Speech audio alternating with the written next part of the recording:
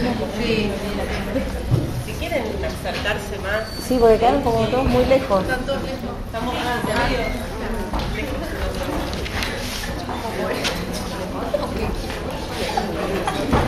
Bueno, hola a todos y a todas. Nosotros somos del Consejo Local de Niñez. Los compañeros del Consejo Deliberante gestionaron para que la clase de hoy sea acá, una clase pública, en el marco también de la resistencia a que no se desfinancie la universidad pública, la educación pública. Muchos de nosotros somos hijos de la universidad pública y es una alegría, digamos, que se haya organizado este seminario de derechos humanos en el que también está incorporado el tema de la niñez como una problemática a abordar, a pensar. Es necesario seguir pensando y dialogando, reflexionando sobre la situación de nuestros niños y las políticas públicas que necesita nuestra niñez y adolescencia. Así que muy contentos. Justamente la resistencia a nosotros nos parece también que tiene que ver con seguir generando los espacios de reflexión, de pensamiento, de universalizar ese pensamiento, de no dejarnos atormentar a veces por nuevos paradigmas, como es el nuevo paradigma del capital mental, que se viene pensando para nuestra niñez, que va en contra del paradigma de la protección integral y de concebir al niño como sujeto de derecho. Así que bueno, las compañeras hoy nos van también a ilustrar, digamos, cuáles son los principales principios y en cuanto a la práctica para que nos sirva a todos en nuestra profesión, en nuestro cotidiano de trabajo y de abordaje. Así que bueno, muchísimas gracias por haber elegido compartir esto con el Consejo. Un orgullo que la Universidad Pública esté acá también.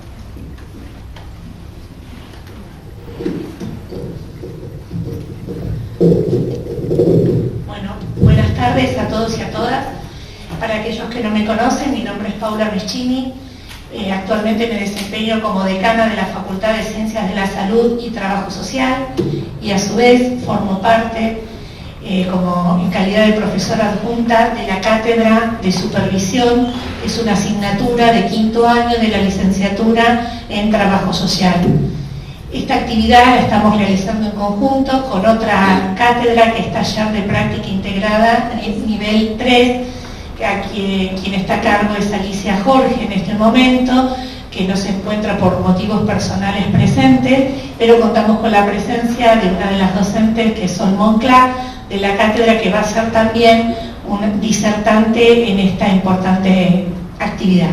También contamos con la presencia de parte del equipo cátedra de la Cátedra de Supervisión, con Florencia Medvesic, Tamara Sosa, Virginia Baccaroni, quienes han sido parte Sandra Montes. Sandra, hola.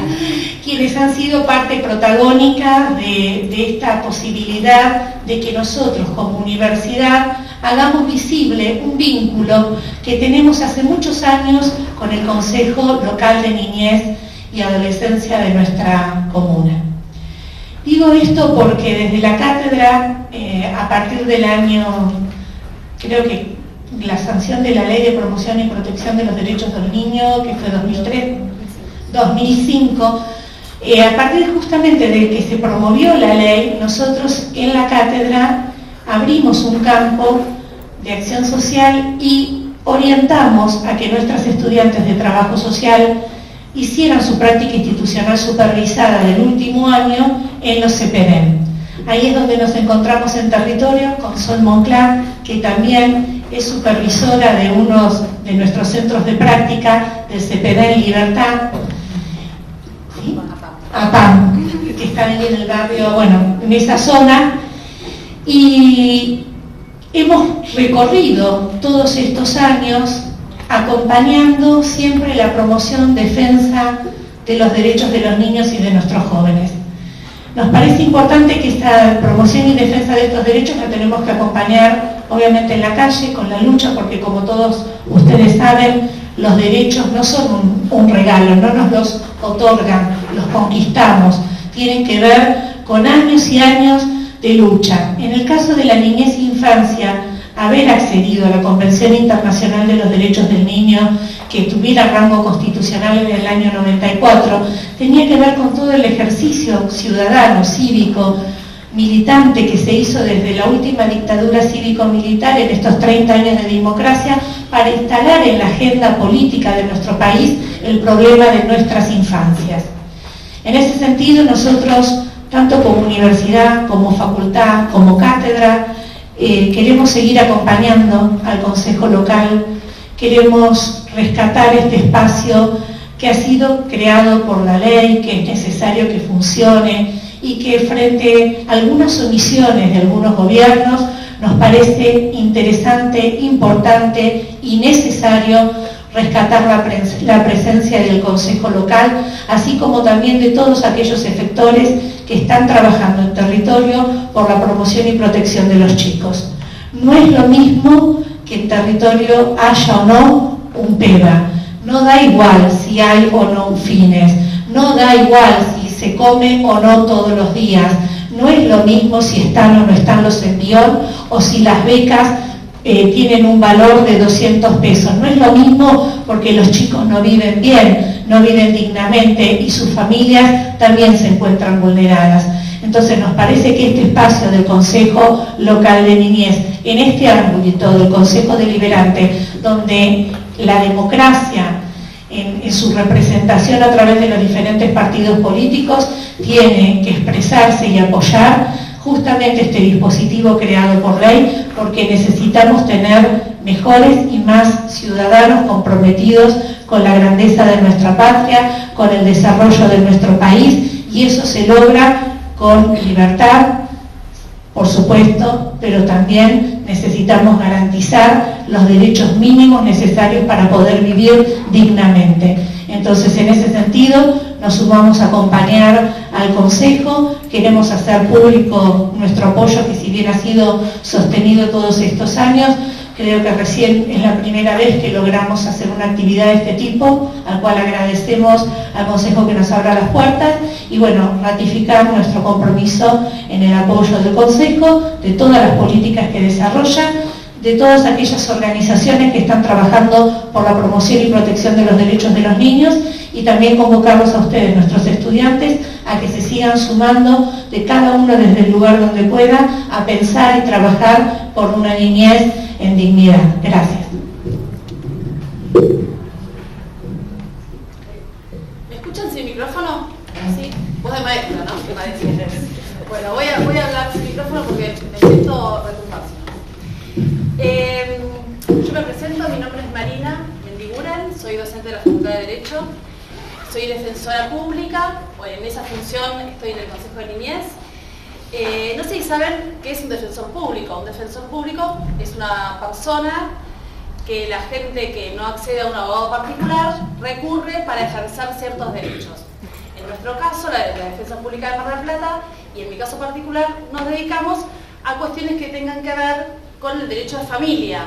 Entonces se dan ciertas intervenciones que muchas veces tienen niños implicados. Esto hizo que quizás nuestra unidad de defensa se especialice en ciertas temáticas de niñez y juventud. Y por eso creo que la Defensa Pública me manda como representante al Consejo Local. En esto voy a acompañar lo que dice Mariela desde la importancia del Consejo Local, en lo cual le reúne muchas voces de muchos sectores. Voces de la comunidad, del tercer sector, desde la cuestión educativa. Las escuelas y los centros de salud son pilares fundamentales en este momento en el sostén de nuestras infancias, gente de la universidad, centros de estudiantes. En realidad es un sector muy heterogéneo, en los cuales hay muchas voces en las cuales generalmente se generan preguntas de todos los lugares que nos hacen enriquecer nuestras miradas, y quizás participar en ciertos espacios que tienen que ver con cómo divulgamos las leyes de promoción y protección nos resulta una tarea fundamental, una tarea a la cual muchas veces por las urgencias que atravesamos no nos podemos dar el tiempo de estar haciendo esta tarea que tiene que ver con cómo militamos las leyes de infancia. En esto de cómo militar las leyes de infancia se nos vuelve, y en esto quizás es una mirada personal, pero sé que el Consejo la comparte, se nos vuelve una obligación. ¿Y por qué digo militar las leyes? Porque el paradigma de infancia, o el paradigma que nosotros sostenemos de protección integral, se define a partir de la ley. Si bien la convención se aprueba en el año 1990, me va pasando... las filminas están para dar un soporte al que quiere ir leyendo, pero si me dio las filminas terminamos a las 10 de la noche.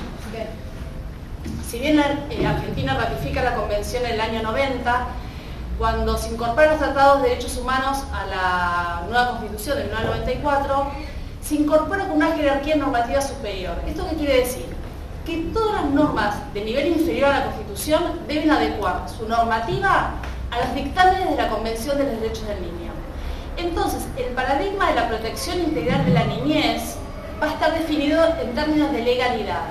Por eso, a veces, conocer las leyes de infancia resulta como algo insoslayable, que para muchos puede resultar un material árido y molesto, a veces como que muy árido leer el texto normativo, pero no podemos trabajar en el campo de infancia sin conocer el campo que nos delimita. Vamos a tener un marco, es como un molde de la torta, si lo quiero hacer redonda, tengo que tener ese marco redondo. Si no, no vamos a poder trabajarlo si no lo conocemos. Entonces, primera intervención de cualquier persona que vaya a trabajar en niñez o que quiera entender el nuevo paradigma va a ser tener en claro esta normativa, porque esta normativa va muchas veces en contra de lo que podría parecer intuitivo. ¿Por qué digo que va en contra de lo que podría parecer intuitivo? Porque nos hemos formado en el viejo paradigma o lo que se llama el sistema tutelar. Esta ley, que se hizo en el año 1919 y nos rigió casi 100 años, fíjense lo que les digo, es una ley que se creó a los efectos de disciplinar a los chicos pobres de los conventillos de la Buenos Aires de los inmigrantes de los años 20. Bueno, esa ley del patronato se hace para que esos chicos que estaban en la calle, vendiendo las esquinas, poder hacer una ley en la cual hubiera absoluta discrecionalidad para que esas masas juveniles e infantos juveniles que empezaron a tener contacto en cierta medida con el delito, se empiezan a ver como al chico pobre asociado al chico peligroso, empieza a poder ser disciplinada de determinada manera. En esta discrecionalidad judicial, ¿qué hay? Un juez omnímodo que puede tomar cualquier facultad, que puede tomar cualquier medida, esas medidas no tienen tiempo determinado. El chico pobre y el chico delincuente siguen el mismo circuito. Solamente se ha intervenido el chico con esas características, que es sentido como amenazante en ese momento por las hegemonías dominantes. Entonces, esta ley que se hace como una réplica casi de la ley de residencia, que es la ley que va a controlar a la inmigración pobre, fue la ley que nos rigió durante tanto tiempo. Por eso es tan importante que nosotros podamos ver de dónde venimos y cómo hemos sido un poco criados, porque ustedes no son jóvenes por suerte, a la luz de esa ley de patronato. Cuando viene la Convención del Derecho del Niño, hay un cambio absolutamente radical de la postura de cómo se miraba a ese niño y cómo ese niño era nomenclado jurídicamente a este nuevo niño que tiene una posición jurídica absolutamente diferente. Ustedes habrán escuchado seguramente en todos lados escuchar, el niño pasa de ser objeto de derecho a ser sujeto de derecho. Levanten la mano los que escucharon esto. Todos, ¿no? Todos. Pero todos vemos que todo el día el niño sigue operando con un objeto y que esto que se declama con tanta simpleza, a veces no podemos llegar a imbuirnos de qué significa el niño sujeto de derecho. Vemos en un proceso de divorcio dos padres tironeando, el chico viene para acá, el chico viene para acá. ¿Sujeto de qué está haciendo? ¿O no es objeto de ese tironeo de adultos? Cuando nosotros hablamos de escuchar al niño, ¿por qué escuchar al niño? Porque si es un sujeto que se puede expresar, y no expresarse no quiere decir solamente hablar, porque si no empezamos a poner los límites. ¿Desde qué edad escuchamos al niño? Bueno, la pregunta es, ¿desde qué momento es sujeto? ¿Desde qué momento es sujeto? Desde ese momento escucha al niño. Que ese niño se expresa en lenguajes no verbales, se expresa en sus acciones, se expresa en sus dibujos, se expresa en su afectividad, se expresa en lo que no puede decir, que también es algo a leer por operadores capacitados. Entonces, este cambio de conceptualización del niño que pasa a ser sujeto de derecho, ustedes piensen que el sujeto de derecho no es el sujeto biológico humano, que a veces también esto es una concepción que hay una confusión. Sujeto de derecho es lo mismo que persona humana. Y no, el sujeto de derecho es un constructo teórico del derecho en el cual se le da a un humano la categoría de ciudadano. Entonces, ¿qué hace la Convención? No solamente le reconoce al niño ese estatus de ciudadano, sino más un plus de derechos. ¿Y qué vemos operando nosotros en el sistema? Vemos que las restricciones que no se le animan a hacer un adulto, sí se le animan a hacer un chico. ¿Y cómo es esto? Que yo a un chico le cerceno derechos que un adulto tiene, cuando la Convención nos dice que tiene todos los derechos del adulto, más un plus por su condición especial de ser menor de edad. Entonces, en esto, siempre el piso que nosotros tenemos que mirar es que el niño siempre va a tener todos los derechos del adulto y en todo caso va a tener un plus, nunca un menos. ¿Se entiende? Lo estoy diciendo en términos por ahí muy poco estrictos en cuanto a la legalidad, pero ese es como el piso intuitivo que nosotros tenemos que ver para hacer este cambio de paradigma. Todos los derechos de todas las personas más un plus por su condición de menor de edad. No, porque a veces si no se dice menor de edad volvemos a la nomenclatura del patronato. ¿Qué define la Convención como ámbito material que va a ser objeto de regulación en la Convención? Todo niño hasta los 18 años incompletos. O sea que hasta los 18 años de edad va a estar comprendido por las normas de la Convención. En nuestro Código Civil, ustedes saben, en el 2015 se dividió la categoría de 13 en adelante, se va a llamar adolescente, una categoría que nuestra ley civil no estaba contemplada. Entonces, el adolescente entra a ser nombrado en el Código Civil argentino. No sé ni por dónde voy. Pásame, no sé. Bueno, este tema. Acá este cambio de paradigma va a ser, ustedes siempre pueden escuchar, voy a tratar de, como tengo muy poco tiempo, de pensar en las cosas que más nos impactan, en los medios de comunicación, por ejemplo. El juez no hizo esto, ¿cómo el juez no se enteró? Esto hay que denunciarlo ante el juez. Nuestra ley de promoción y protección tiene dos cambios que son muy importantes.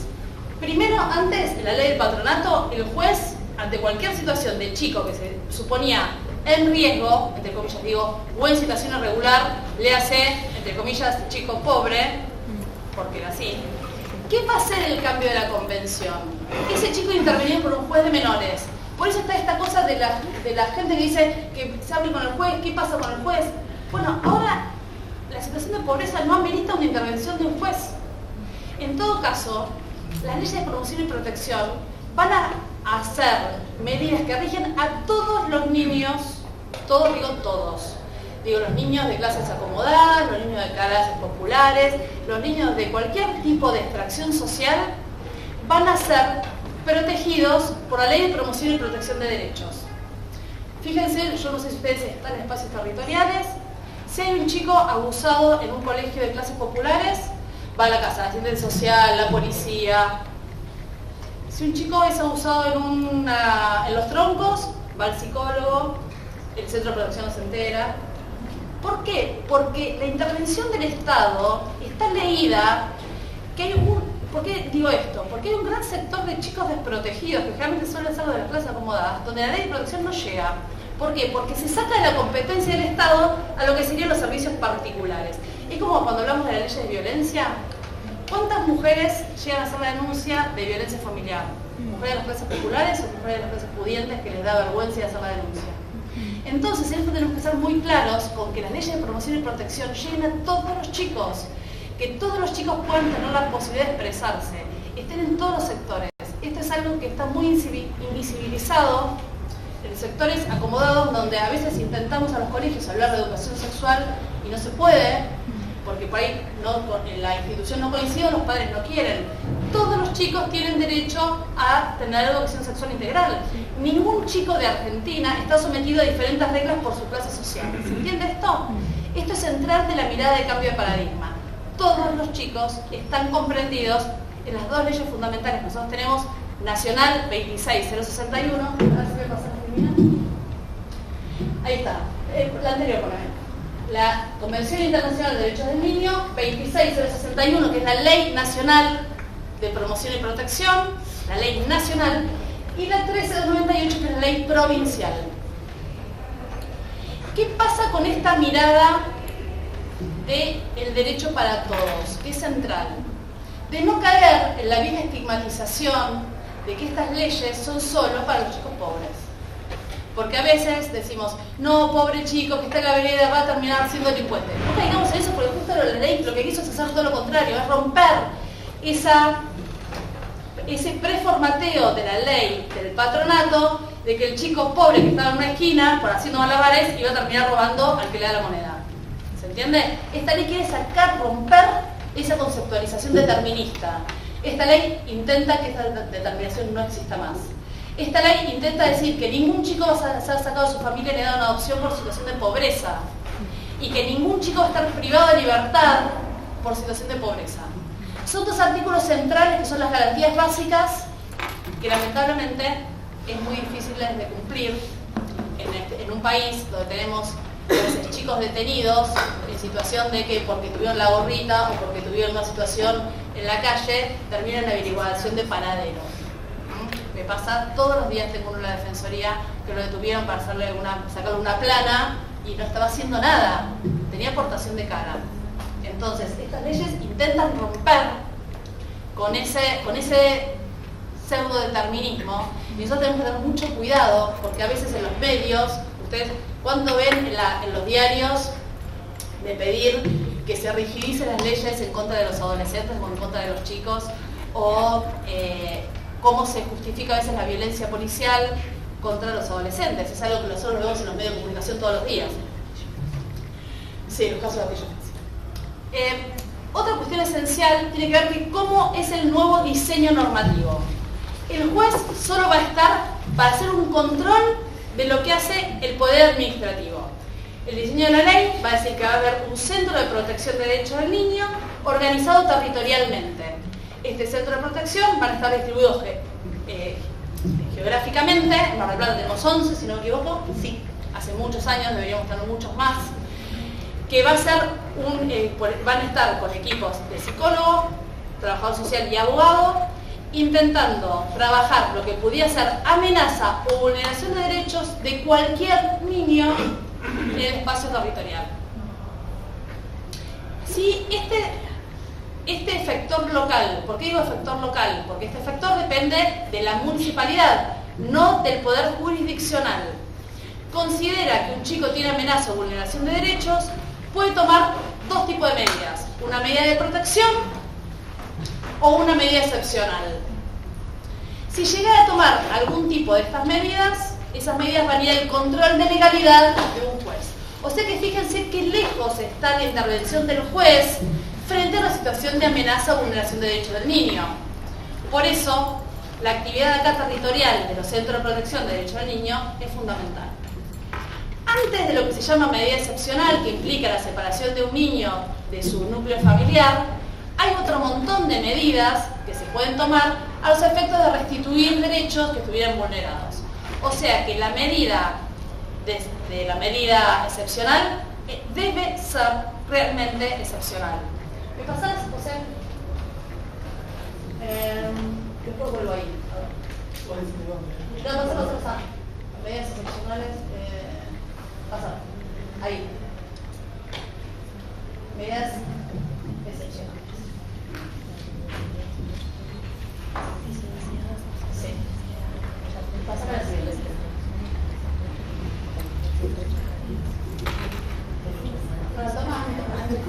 No importa. Ah, pero esos son los incisos. Son los incisos de todos los artículos que ya nos van a leer en su casa. Pásame a la más. Esto es lo que me interesa. Que las medidas son restrictivas, son absolutamente excepcionales y que estas medidas no pueden basarse en situación de pobreza. Ningún chico podría ser separado de su medio familiar por una situación de pobreza. ¿El juez qué va a hacer en el control de legalidad?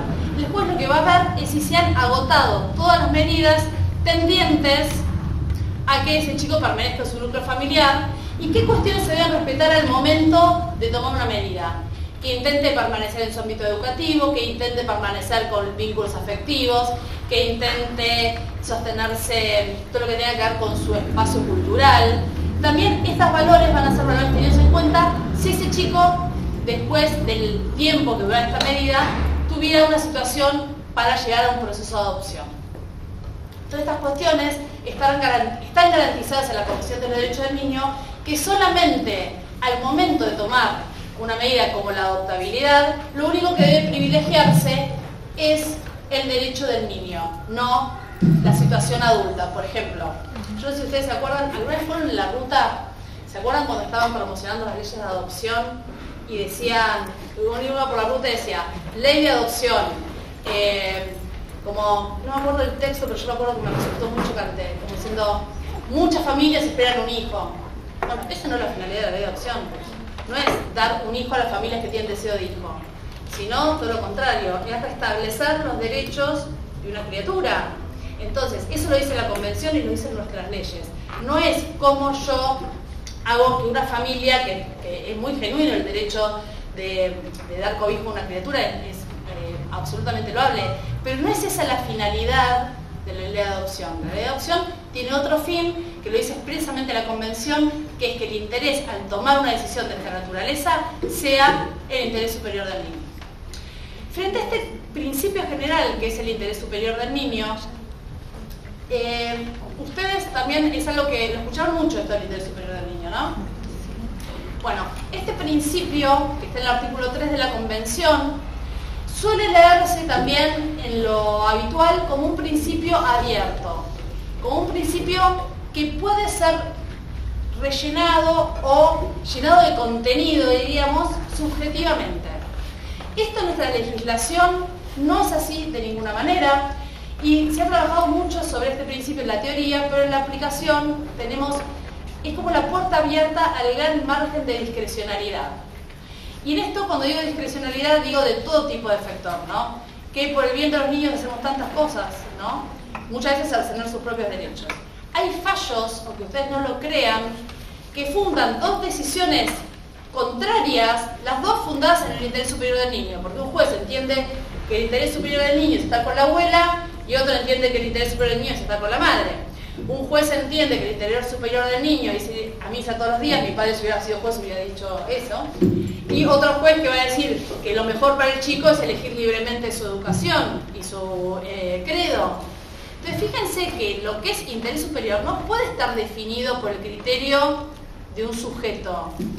Entonces, ¿qué va a decir el artículo 3 de la ley 26061? Que hay criterios para definir qué es el interés superior del niño. Y frente a esto, el chileno Sillero Gruñol ha dicho que interés superior del niño es el cumplimiento efectivo de sus derechos. Entonces, si yo quiero saber, en un caso particular, cuál es el mayor interés de un niño, ¿qué tengo que hacer? Ver en qué caso sus derechos son revalorizados. ¿Se entiende? Entre estos derechos, porque fíjense que a veces medir esto, en las intervenciones concretas debe pasar Sol, que es una cosa muy difícil, porque a veces hay decisiones que revalorizan derechos y que son muy difíciles de tomar. Pero ante esto, al preguntarnos qué es el mayor interés, ese es el norte al cual deberíamos mirar.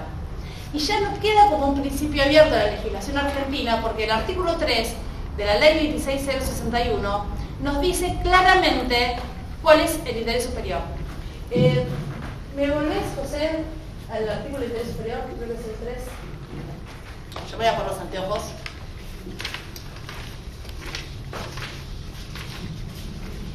Interés superior.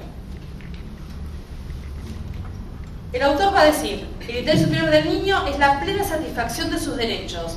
El contenido del principio son los propios derechos. Artículo 3 de la Ley Nacional. Ustedes también tienen que saber algo. La Ley Nacional es mucho más garantista que la Convención de los Derechos del Niño. Nosotros tenemos una Ley Nacional que va en muchos derechos a garantizar mucho más que la Convención. Y en este sentido hay algunas perlitas que sí tenemos que poner el ojo, porque si algún juez nos va con la Convención, en vez de ampliar los derechos como la ley 26061 nos va a restringir. Por ejemplo, cuando se habla de la escucha del niño, ¿qué dice la Convención? La escucha del niño es obligatoria por sí o por sus representantes. Eso dice la Convención. En cambio, la ley nacional no dice eso, dice el niño en cada momento es un derecho inalienable. ¿Vamos? Entonces nuestra ley, la ley 26061, garantiza más derechos que la propia Convención.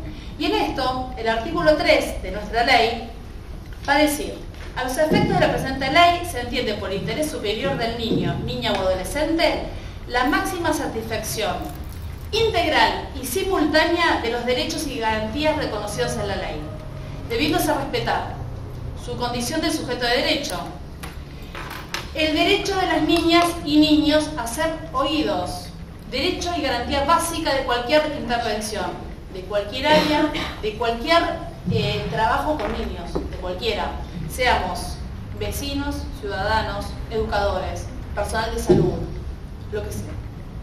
Nada nos exime de este deber. El respeto pleno al desarrollo personal en su medio familiar, social y cultural, su edad, grado de madurez y capacidad de discernimiento. Que yo tenga un chico que no puede hablar o un chico sordo no me inhabilita a que yo le pregunte, porque hay intérpretes. Yo puedo no tener el medio en un momento, pero puedo tener un intérprete, puedo hacer una persona. Si el chico no puede darse a entender por algún medio, tendré que buscar las armas y las estrategias. Si el chico tiene un medio comunitario que yo no comprendo, tendré que poder comprenderlo. Nadie me habilita a cercenar su espacio comunicativo porque yo no tenga las herramientas como interlocutor. Yo sé hablar en castellano. Viene un chico que me ha pasado, que tiene alguna dificultad, a veces con chicos que tienen autismo, que tienen alguna dificultad. Eso no me inhabilita que yo consiga los recursos adecuados para que esa persona pueda expresarse. Y no es menos valiosa la expresión que va a tener una criatura que tiene alguna característica particular, no va a ser menos valiosa que la de otro chico. El equilibrio entre derechos y garantías. Su centro de vida. Esta cuestión del centro de vida también es fundamental y es algo que nos tiene que hacer ruido. Chicos que vienen, ha pasado casos en Mar del Plata, con chicos que son guardas puestas, esto se ve en los fallos, señora de Santiago del Estero que era íntima amiga de señora de San Isidro. Es raro. Sí, no sé dónde se conocieron, pero la señora era muy amiga y le empezó a cuidar a ese bebé cuando tenía 1 mes y medio, se evitaron todos los circuitos legales y a los 5 años se pide la guarda. Entonces, ¿por qué no pensar que ese chico podría haber crecido en su comunidad? Podría haber tenido una familia que lo críe cerca de sus otros hermanos, porque lo que nosotros no pensamos es que cuando ese chico es trasplantado, y esto es no mirado por la ley, no mirado por los circuitos de control, a ese chico se le han cortado un montón, es como un árbol ir cortándole todas las ramas, y no hay derecho a cercenar esto. Otra cosa es cuando esta situación pasa por todos los controles que debe tener, porque probablemente la mejor familia por ahí para ese chico, siguiendo todos los controles de legalidad, por ahí no esté muy cerca de su casa. Pero nos pasa todo el tiempo chicos que vienen a los 12, 13, que quieren reencontrar a sus hermanos, que no saben por qué, viven a 3.000 kilómetros. ¿Por qué pasó esto? ¿Cómo se permitió esta situación? Entonces, no es menor que las medidas sean en el ámbito cultural, lo más cercano posible a su familia de origen.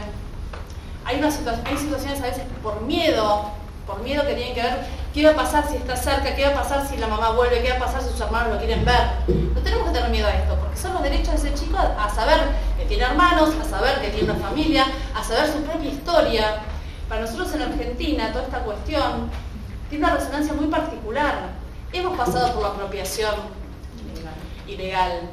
Entonces, no podemos ser tolerantes frente a estas situaciones de apropiación ilegal en otros contextos, dibujadas de otra manera. Ustedes pueden leer el caso Fornerón, les recomiendo, Corte Interamericana de Derechos Humanos, léanlo. Es espeluznante, pero Fornerón llegó a la Corte Interamericana. De estos casos tenemos todos los días, apropiaciones ilegales de niños. No solamente pasan ahora, ojalá que cada vez pasen menos, porque las nuevas leyes van a impedir que cada vez pasen menos. Pero no nos podemos acostumbrar a esto cuando leemos los fallos. Respetar el centro de vida implica respetar todo esto. Respetar que un niño nace en una comunidad, que su comunidad es importante, que sus vínculos son importantes, que su identidad cultural es importante. Cuando existen conflictos entre los derechos e intereses de los niños, niñas y adolescentes frente a otros derechos igualmente legítimos, prevalecerán los de los niños. Esto también es importante. Hay muchos fallos que dicen por la unidad familiar, por el vínculo familiar, por la estabilidad familiar. Por ejemplo, estoy hablando de casos de gente que quiere conocer su origen biológico, pero ¿qué pasa? Que si alguien sabe que ese nene en realidad no es hijo de este papá porque era hijo de un amigo de la mamá, y va a ser un problema, ¿no? Entonces, por la unidad familiar no se va a hacer el ADN, no se va... Esto es algo que tenemos que desterrar. Esa persona tiene derecho a conocer su origen y la estabilidad familiar, o eso ya no va a ser... Son conceptos que ustedes los pueden ver como arcaicos, pero que nosotros tenemos fallos de no hace muchos años que privilegiaban frente a esta pregunta la estabilidad familiar. ¿Qué pasa si se hace el ADN y resulta que ese hijo no es de ese señor, que es el marido de la madre? Entonces, hay fallos que han negado los ADN por estas situaciones. Entonces, tenemos que ver que en las leyes de infancia, frente al derecho del niño contra el derecho adulto, va a privilegiarse el derecho del niño. Va a tener, lo que dije antes, un plus especial de protección frente al derecho de los adultos. Respecto de las medidas excepcionales, va a hablar un poco solo, sé que no le voy a robar, voy a pasar más rápido con esto. Sí querría hablar de esta cuestión que tiene que ver con el acceso, solamente lo único que me voy a detener, con el acceso de los niños al sistema de justicia. ¿Puede un chico solo acceder a tener un abogado? ¿Puede un chico acceder a entablar una acción? En esto podemos encontrar voces disímiles y hasta hace poco tiempo no estaba esta posibilidad. Nosotros en la Defensoría hemos intervenido como abogados del niño, aún para nenes de 10 años en adelante, cosa que obviamente iba en contra de todos los fallos, hasta los fallos de la Corte Suprema, pero Mar del Plata ha sido punta en eso, en permitir la representación procesal de niños que por H por B querían ser representados. Uno de los primeros casos que tuvimos fue un nene que tenía 4 hermanos dados en adopción y él quería ver a sus hermanas. ¿Ustedes qué piensan? ¿Es un derecho respetado por la Convención, los vínculos de origen, el derecho a tener vínculo con sus hermanos? ¿Cuánto ustedes piensan que nos costó llegar a que este nene vea a sus hermanas? Tiren una cifra, esto lo es lo mejor. ¿Cuánto? Le pedimos al juez, el chico que iba a las hermanas, ¿cuánto tardamos? 3 años. 2 años. 2 años y medio. Tardamos estando en la misma ciudad. Tardamos 2 años y medio que un nene de 10 años podía ver a unas hermanas que estaban unas con familia, pero lo peor es que los padres adoptivos habían firmado al adoptar como condición a permitir el vínculo entre los hermanos. Entonces nosotros decimos, ¿qué pasa acá? Que se le pide en las condiciones de la adopción esta condición y después cuando el nene dice, yo quiero ver, ¿lo obturamos? No, palo. ¿Por qué? Porque es un chico, porque no tiene el derecho. Tuvimos que litigar mucho tiempo para lograr esto. Siempre con palos en la rueda, con dificultades. Hemos tenido después muchos casos que hemos representado adolescentes. Generalmente cuando revisamos los expedientes de adolescentes, lamentablemente hemos visto tamañas ilegalidades que frente a un adulto nadie se atrevería a por ejemplo, mandarlo a detener con un patrullero por tiempo indeterminado, porque sí, y ser depositado en una institución. Si la gente de la institución no hubiera dicho, che, este chico no está ilegal acá, este despachito, ¿puede tenerlo ilegalmente detenido? Y hubieran dicho, necesito un abogado, por ahí todavía estaría encerrado porque la medida no tenía tiempo, no tenía plazo. Entonces, cada expediente que nos tocó intervenir como abogados, y ahí nosotros nos preguntamos, ¿cuántos habrá que no vemos? Porque la pregunta que no se hace es que alguno llegó a golpear esa puerta y a tener un abogado. ¿Qué pasa con todos los que no podemos acceder? Por eso la ley de abogado del niño también es una ley paramilitar. Es una ley que, como ustedes saben, que cualquier imputado en proceso penal, ¿alguno podría ir a un indagatorio sin abogado? ¿Es una garantía del debido proceso tener abogado? Bueno, debería ser una garantía de los procesos de infancia que ningún chico tenga una intervención sin abogado. Por eso es casi un objetivo pensar de que todo chico que requiera patrocinio, algunas tendencias dicen que todo chico debería tener un abogado siempre en el proceso y algunos dicen cuando lo pida. El tema es que como los chicos a veces no se enteran que tienen derecho a tener abogado, no lo piden, pero no porque no quieran, sino porque no se enteran. Cuando a veces hemos ido a lugares y le contamos a los chicos que tienen la posibilidad de tener abogado, todos quieren abogado, obvio. Entonces la cuestión es cómo difundimos esta posibilidad de tener un abogado. Frente a estos conceptos, ¿qué me gustaría que hoy nos llevemos como algo que sí o sí nos tiene que quedar en claro? Este cambio de paradigma. La no tolerancia frente a ciertas cuestiones. La no tolerancia con la cercenar algún derecho que para un chico tiene que ser más que el derecho de un adulto. Y en esto también llama un poquito la reflexión. Cada vez que vemos una situación de violencia contra las mujeres que se publicita, a los 2 días tenemos una marcha, diarios, asociaciones, tenemos de todo. Una vez traje acá al consejo, en un año en Mar del Plata habían muerto en situación de violencia con sus padres o con terceros, más chicos que mujeres. No vi gente marchando en Mar del Plata por los chicos que tuvieran situaciones de violencia. Vamos a hacer situaciones cuando decimos que los chicos son testigos de violencia o son impactados por la violencia. Y no sé qué pasa. Ellos no pueden, las mujeres hemos podido salir a la lucha por nuestros derechos. Los chicos tienen una dificultad casi de accesibilidad a poder hacer este tipo de manifestación. Pero que no seamos indiferentes frente a estas noticias que vemos. Cuando vemos todos los días que por H o por B, yo traje la vez pasada, estábamos en clase de la Facultad de Psicología, eran 10 recortes en un año. Y no vi nadie marchando en las calles de esta ciudad por esos chicos víctimas de situaciones de violencia. No seamos tolerantes con el trabajo infantil. Se acercan chicos, estamos tomando un café acá en la peatonal, y nos pasan al lado y seguimos con el café. Nos tiene que impactar como una Argentina frente a las leyes de trabajo infantil. Es extrema, no está permitido bajo ninguna manera. Entonces, no podemos ser indiferentes frente a eso. Y ante esto, no digo que tengamos que tener una postura asistencialista, no, vení que te compro las galletitas y te doy una mano, todo vale pesos. No, es luchar y comprometernos en las luchas para que estas cosas no pasen más. Y la lucha de comprometernos para que esto no pase más, ¿saben cómo se hace? Conociendo nuestra ley y exigiendo que se cumpla. Porque ese es el deber de todos los que somos estudiantes, que algunos, aunque somos viejos, seguimos siéndolo. Es seguir estudiando y seguir perfeccionándonos para que esto no siga pasando. No va a estar la solución en darle 10 pesos para comprar la ballenita, para que en la esquina otro que los está explotando se los vuelva a sacar. Sino, es decirle, ¿con quién estás? ¿Quién es el grande? ¿Quién es el otro? ¿Cuántos vemos en la playa chicos cargando heladeras? ¿Cuántos chicos vemos de 10, 12 años cargando heladeras que ni su cuerpo les da? Y pasan por el año y nosotros estamos tomando sol. Entonces no seamos tolerantes frente a esas cosas. Y bueno, y creo que hay algo que me comí decir, que tiene que ver con esta responsabilidad y con la corresponsabilidad. Las leyes de infancia ponen una responsabilidad que viene familia en primer lugar, comunidad y Estado. La comunidad, nosotros en esto somos todos corresponsables. Si nosotros somos una persona adulta que está maltratando a un chico en la vereda, no somos ajenos. La responsabilidad comunitaria está vigente. Nosotros algo podemos hacer frente a eso. No es que, no, es la madre, yo no tengo nada que ver. Todos tenemos que ver. Todos como comunidad tenemos que ver. La verdad que lo óptimo sería que hoy nos vayamos todos sintiéndonos que parte de toda la responsabilidad que tenemos frente a la infancia no nos toca de costado, no es del otro. Algo podemos hacer, todos. Y algo que podemos hacer es pedir que nuestras leyes se cumplan. Así que les agradezco el tiempo y les dejo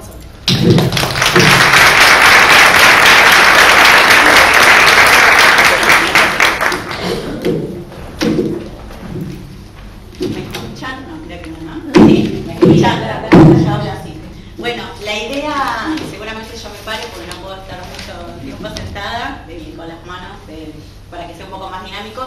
Lo que un poco pensé cuando me invitaron desde la cátedra, primero, perdón, yo soy licenciada en Trabajo Social, hace 10 años que trabajo en el área de niñez de la municipalidad, en el servicio local CEDAPAM, y soy docente de la universidad hace 11 años, superviso prácticas territoriales en la cátedra Taller Integral nivel 3, y la categoría con las cuales trabajamos desde ese tiempo hasta ahora también es niñez y juventud, y por eso es que las compañeras me han invitado hoy. Claire, y soy supervisora de la cátedra profesional, ahí están parte de la ya recibida, pero sí, que han pasado por la experiencia de la práctica supervisada en el servicio local CEDAPAM. La idea, y yo ahí lo puse, era pensar la niñez y la juventud y derechos humanos desde la mirada del servicio local CEDAPAM. Y a partir de un poco de lo que hablé con la doctora cuando nos juntamos para pensar la charla, era, y ahí sí querés poner los interrogantes, para mí era importante pensar cómo la ley se materializa, ¿no?, en los procesos de intervención, cómo se implementa en la práctica cotidiana y cuáles son las fortalezas y obstáculos que a nosotros cotidianamente se nos presentan. Porque yo coincido con ella que hay que militar la ley, que hay que promocionarla, que hay que fomentarla. No, pero ¿me escuchan igual, no? Sí, bueno. pero hay un montón de situaciones que nos exceden, ¿sí? Como profesionales, que tienen que ver con la política pública y con los programas y planes que se implementan para que uno lo pueda hacer. A pesar de eso y de reconocernos que estamos atravesando una situación, ¿no? Desde quizás la categoría de cuestión social que afecta directamente a las familias, a los niños y niñas y jóvenes con los cuales trabajamos, yo voy a intentar contar mi experiencia de trabajo a partir de revalorizar estos principios que guían la intervención en niñez y juventud. Primero aclarar que yo elijo no hablar de adolescentes, ¿sí? A pesar de lo que la ley y la convención plantea, generalmente hablo de la categoría juventud. Las invito a leer a Mariana Chávez, que es una antropóloga social que trabaja en esa línea, también en el grupo de investigación de la Flaxo, que es la Facultad Latinoamericana de Ciencias Sociales, hablan de juventud, incluso de juventudes y de nueva condición juvenil. Y me parece que como trabajadores sociales es importante que los tomemos, porque es que, ¿qué es lo que rescata ese concepto? No se posiciona solamente lo que el sujeto adolece, ¿no? El concepto de la etapa de crisis, sino que revaloriza al joven como sujeto de derechos, teniendo en cuenta sus particularidades, que también esto viene en correspondencia con lo que dice la ley. Tener en cuenta el barrio, tener en cuenta la familia, tener en cuenta el territorio, tener en cuenta la historia. Eso quiere decir que las intervenciones no se pueden homogeneizar, ¿sí? Por eso es que yo elijo hablar de juventud o juventudes, y lo van a escuchar, bueno, a lo largo de esta pequeña exposición, no sé cuánto, el tiempo es muy acotado. Para pensar la intervención en esa juventud, para mí es importante, en primera instancia, posicionarnos en lo que es la Ley Federal de Trabajo Social, ¿sí? Me parece que tiene que ser nuestra guía, y saqué solamente un extracto que me parece importante leerlo, que dice que comprende la profesión basada en la práctica y una disciplina académica que promueve el cambio, el desarrollo social, la cohesión social, el fortalecimiento y la liberación de las personas. Los principios de la justicia social, los derechos humanos, la responsabilidad colectiva y el respeto a la diversidad son fundamentales para el trabajo social. Me parece que ahí es donde cada uno empieza a revisar estas prácticas, ¿no? Posicionarnos desde la perspectiva de derechos humanos y desde el enfoque de derechos. ¿Cuál es la forma de hacerlo? Y ahí capaz que suena un poco reiterativo, pero para mí también es importante que ustedes se vayan con esta idea, es comprender qué implica la transición del paradigma de la situación irregular, también llamado el patronato, que depende, ¿no?, de la ley Agote, con el paradigma de la situación, del paradigma integral de promoción y protección de derechos. Como profesionales o sectores del área de niñez, es importante saber que nosotros estamos dejando atrás una mirada que concibe al niño, niña, ¿sí?, y joven como objeto. ¿Y qué quiere decir como objeto en términos de intervención en lo social? La no escucha, la invisibilidad, ¿sí?, la irrelevancia de la opinión en el proceso. Eso era lo que pasaba antes. No se tenía en cuenta, y nosotros lo sabemos por artículos, investigaciones, incluso porque muchas madres o padres, ¿sí?, de niños que trabajamos están atravesados por este paradigma, y quizás empezaron a intervenir la figura del juez a los 5 años hasta la mayoría de edad, y fueron entrevistados o llamados a audiencias en solo 2 oportunidades, ¿no? Esto es lo que hablamos de la ausencia de opinión en el proceso. La niñez estaba fragmentada, está dirigida solo a los menores, ¿sí? ¿Y quiénes eran estos menores? Eran estos niños que estaban en situación irregular, de riesgo o peligro moral, pero ¿qué era lo que temían? ¿Sí? Que estas personas, por sus comportamientos, por su historia, por su clase social, podían ser una amenaza en el futuro. Por lo tanto, debían ser tutelados, asistidos, guiados, y esta figura, que era la que decidía por sus vidas, era la figura del juez. En un momento, Mari Belloc, que es de donde me baso para hacer también esta diferenciación, plantea al juez como buen padre de familia, ¿verdad? Él tenía la capacidad de decidir sobre todos los aspectos de la vida del niño, ya sea la económica, ya sea la educativa, de salud, ¿sí? Esto, con incorporación de la convención y de las leyes que la doctora bien describió, está cambiando, y ahí sí me atrevo a hacer a través de la experiencia, dar mi opinión, que para mí los paradigmas están en convergencia. Hoy ahí hay una disputa y una lucha, y hay una contradicción en varias prácticas, que por eso me parece importante la necesidad de ir interpelando y revisando lo que hacemos y lo que decimos, porque igualmente existen esta diferencia entre lo que es el discurso, ¿sí?, en base a lo que es la situación, el paradigma de protección, en contraposición a esta lógica tutelar, que todavía sigue existiendo y se sigue repitiendo. Nosotros, la intervención la tenemos que pensar en las personas como sujetos de derecho, ¿sí?, con el rol de la familia en todo el proceso, desde el comienzo hasta el final. Yo más adelante voy a hablar cómo nosotros lo pensamos del servicio local y yo como trabajadora social. Una niñez integrada, que esto quiere decir que no importa la raza, la religión, el color, la clase social, ¿sí?, esta ley es para todos y el sistema se ocupa de todos, y aquí es donde empieza a funcionar o empieza a integrarse el servicio local, que es un cambio de enfoque y competencia del Poder Judicial al Poder Ejecutivo. Bien, ahí es donde para poder, empezar a trabajar en este sistema, se comprende el sistema de protección y protección integral de los derechos del niño.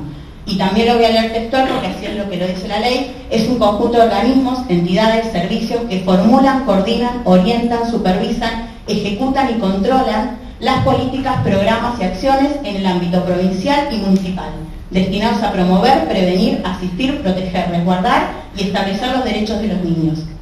Miren en ese pequeño párrafo, ahí lo estamos mirando, ¿no?, todo lo que nos comprende. Y el sistema somos todos, ¿sí? El sistema de protección integral no está compuesto solo por los servicios locales, está compuesto por una comisión interministerial con todos los ministerios, por los organismos de derechos humanos, por la universidad, por las familias, por los servicios zonales, que dependen de la Subsecretaría de Niñez y Adolescencia, por el municipio, por los servicios locales, por las ONG y por las organizaciones gubernamentales. Todos nosotros somos los que comprendemos ese sistema, que era un poco lo que la doctora también hablaba del tema de la responsabilidad.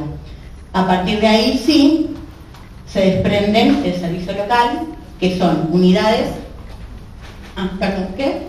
¿No lo ves? Que son unidades técnico-operativas, ¿sí?, con una más sedes que desempeñan funciones de facilitar que el niño que tenga vulnerado, amenazado o violado uno de sus derechos pueda acceder a los programas o planes del territorio para restituir esos derechos. Complejo. En la ciudad de Mar del Plata son 11 los servicios locales. En mi caso voy a hablar específicamente del servicio local CEDAPAM, ¿sí? Está ubicado siempre está ubicado en APAN, que queda en Ruta 2 y Viruti, pero en el corriente año, en el mes de abril, se cambió a la Casa del Niño El Grillito, no sé si la conocen, que quedan por Avenida Constitución 7020. También a partir de este cambio es cuando hemos incorporado la tercera profesional, que es la abogada, o sea que podemos decir que después de 3 años y medio tenemos el equipo completo. Como dijo la doctora, se supone que cada servicio local debería tener como mínimo un psicólogo o psicóloga, trabajador social o trabajadora social, médico y abogado o abogada. El médico nunca estuvo presente, nunca, y de los 11 servicios locales tampoco están todos los profesionales, han oscilado. Por ejemplo, en la actualidad hay un centro de protección que está cerrado, que es el CEPEN de la zona sur, y bueno, por ahora no hay tampoco voluntad quizás política para que se abra, no hay ingresos hace mucho tiempo, pero eso también está bueno decirlo porque empezamos a configurar qué es lo que está pasando con la niñez y juventud, porque en realidad es verdad que la situación está compleja, que están surgiendo nuevas problemáticas, pero con los recursos, los planes y el presupuesto que está destinado a la niñez en la ciudad de Mar del Plata, también es muy difícil las intervenciones. Quiero que también esto quede claro y obviamente después escucho preguntas o opiniones con respecto a esto, pero me parece que es importante tener en cuenta que si no está el recurso y no está la voluntad política, tampoco se van a poder seguir haciendo intervenciones que sean democráticas y que realmente puedan evitar la separación del niño del núcleo familiar, que es lo que la ley establece, ¿verdad? Eso como última instancia. La desjudicialización de la pobreza. Para poder lograrlo se van a tener que invertir recursos, si no eso no va a suceder. Lamentablemente es así. Bueno, también una cosa que me parece que es importante que ustedes lo sepan para que puedan comprender la magnitud o el impacto que tienen los servicios locales en el territorio, es las áreas programáticas. El servicio local CEDAPAM, por ejemplo, que está compuesto por 3 profesionales, tiene a su cargo más de 12 barrios, ¿sí? El área programática está delimitada de Avenida Jara a Leguizamón, que es la ex 212, de la Avenida Luro hasta Constitución, y de Constitución todos los barrios que tienen límite con Cobo. Por lo tanto, que estamos hablando de más de 12 barrios. ¿Qué quiere decir? Que los niños, niñas y jóvenes entre 0 años y 18, excepto los que tengan conflicto con la ley penal, punible de 16 a 18, que lo absorbe el centro de referencia, cuando haya una situación de vulneración de derechos, tiene injerencia el servicio local APAM, con 3 personas y con los recursos que yo les estoy diciendo que tienen. Como para que empezamos a repensar la complejidad también desde ahí. Esos territorios, ¿no? Esos barrios, como dice Gravano, tienen particularidades diferentes, problemáticas diferentes, por lo tanto, cada intervención debe ser pensada, cada intervención debe ser pensada con esas particularidades. Nosotros tenemos territorios que son urbanos, semiurbanos, rurales, y cada uno con características diferentes. También la población, por ejemplo, tenemos uno de los barrios que por eso hoy Paula creo que se confundió, que es el barrio Libertad, que tiene más de 30.000 habitantes. El último censo dio 28.800, o sea, uno de esos 14 barrios solamente tiene más de 28.000 habitantes. Bueno, eso como para que podamos ir entendiendo el alcance, claro, el alcance que puede tener. Cuando vos hoy decías la necesidad quizás de abrir, es algo que entre las mismas colegas, ¿sí? Y entre los mismos servicios locales, incluso el servicio zonal en su momento también lo hemos planteado, ¿sí?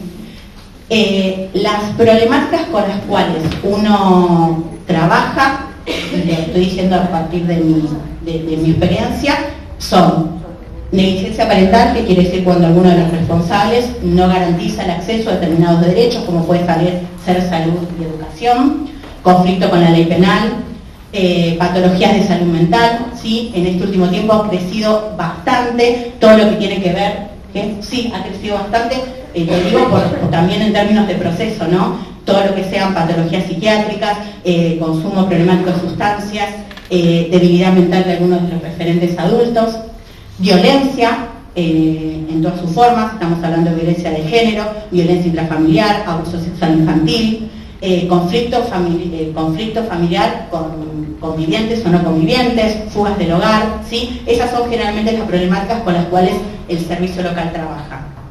¿Cómo es la modalidad o cómo se inicia esa intervención?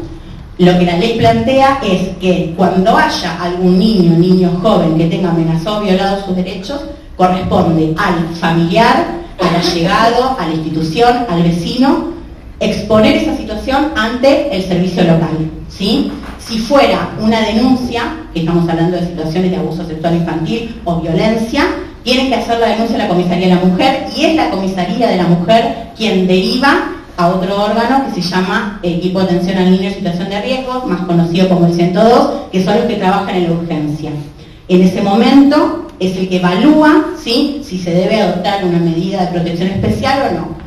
De no ser así, lo deriva al servicio local correspondiente por domicilio. ¿Cómo comienza la intervención a partir de esta demanda? Nosotros, después de un largo tiempo y un trabajo con todos los servicios locales, hemos como realizado un protocolo, ¿sí? Que sí o sí las presentaciones que corresponden a instituciones formales, ya sean de educación o de salud, son con reuniones previas. Y aquí, bueno, voy después a detallar lo que un poco también introdujo la doctora, que es el principio de corresponsabilidad. Nosotros pensamos que para que las intervenciones sean democráticas, sean coordinadas y sean pensadas en base a la historia de esa familia, tiene que haber una acción coordinada con el efector. La única forma de terminar con esa lógica derivacionista, tutelar de la situación irregular, es que se puedan diagramar estrategias, ¿sí? Que se puedan delimitar roles, que cada uno se pueda comprometer y que pueda aportar desde el espacio de conocimiento que tenga. Es la única forma que realmente se van a poder hacer intervenciones en lo social de manera democrática.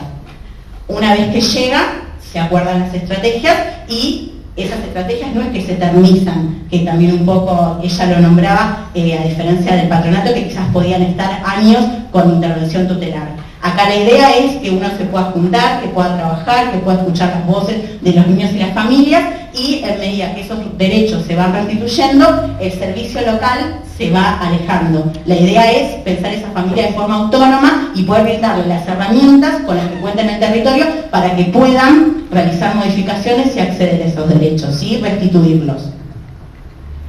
Bueno, dicho esto, no sé cuánto, estoy bien, 10 minutos, bien. Dicho esto, yo lo que quería revalorizar también la intervención en el área, pensando en la intervención desde 4 puntos. Y cómo nosotros lo podemos, digamos, hacer, que es el interés superior del niño. No lo voy a describir porque ella ya lo describió, hizo bastante hincapié, lo leyó.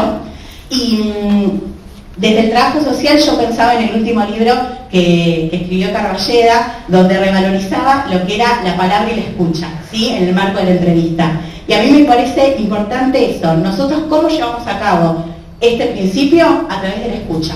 Es fundamental la palabra del niño desde el primer momento de la intervención. Primero, que sepa por qué uno está interviniendo, ¿verdad? ¿Qué implica la ley? ¿Qué alcance tiene? ¿Por qué está sentado ahí enfrente de nosotros? Y luego que sea partícipe durante todo el proceso. Lo que permite la escucha y la entrevista, que nosotros como trabajadores sociales es nuestra técnica y a través de ahí guiamos la intervención en lo social, es poder comprender la historia a partir de la palabra del otro, ¿sí? La observación, la escucha y la entrevista. Y eso está bueno que lo tengamos en cuenta, porque es la única manera de tener una mirada empática y que realmente las intervenciones sean en base a esa situación particular, porque si no lo que hacemos es homogeneizarlas, ¿sí? Es seguir repitiendo viejas prácticas. Entonces volver a esto, y me parece que el aporte del último libro de Carballeda fue interesante, poder retomar lo que son las narrativas, las biografías, la observación, qué es lo que la persona nos quiere contar, por qué, de qué manera, ¿sí? ¿Qué elige decirnos en ese momento que no? ¿Cómo establecemos la construcción del vínculo? Eso que a veces parece tan sencillo decir, no siempre ocurre, por un montón de cuestiones que están atravesadas, la vorágine del trabajo, las urgencias, la demanda cada vez mayor, pero es nuestra responsabilidad como trabajadoras sociales y también como efectores de niñez, permitirnos estos espacios para interpelarnos y revisar las prácticas constantemente. Me parece que es importante que nos vayamos con esto, ¿no? Revisar y problematizar lo que uno hace. El segundo punto que me parece importante es el principio de corresponsabilidad. Lo que la ley plantea es terminar con esta lógica derivacionista de casos, ¿sí? Y lo que hace esa lógica derivacionista de casos es seguir manteniendo a la familia como objeto, ¿no? La familia que debe ser atendida, que debe ser mirada, que debe ser guiada por otro efector. Nosotros con la corresponsabilidad